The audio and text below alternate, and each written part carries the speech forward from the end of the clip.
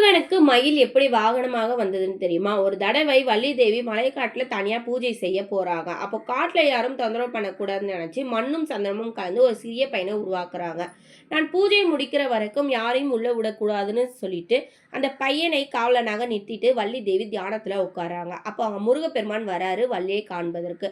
உள்ள போக முயற்சி பண்ணும்போது அந்த பையன் யாரா இருந்தாலும் உள்ள போக அனுமதி இல்லைன்னு சொல்றாரு. முருகப்பெருமானை தடுத்து நிறுத்துறாங்க.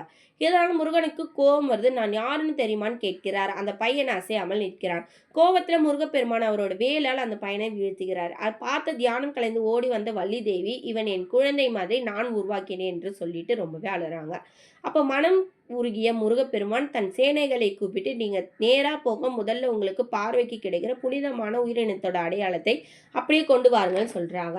சேனைகளும் போயிட்டு மலைக்காட்டுல இருக்கும் அழகான மயிலின் சின்னத்தை கொண்டு வராங்க. அப்புறம் முருகப்பெருமான் அந்த சக்தியால் அந்த பையனை மறுபடியும் உயிர் கொடுக்கிறார். அந்த நாள்ல இருந்து அவன் முருகனின் காவலனாகவும் மயில் முருகனின் வாகனமாகவும் மாறுச்சுன்னு சொல்றாங்க. அதனால்தான் முருகன் வீரத்தின் வடிவமும் ஞானத்தின் ஒளியுமாக விளங்குகிறார் என்று கூறப்படுகிறது. வேல் வேல் முருகா.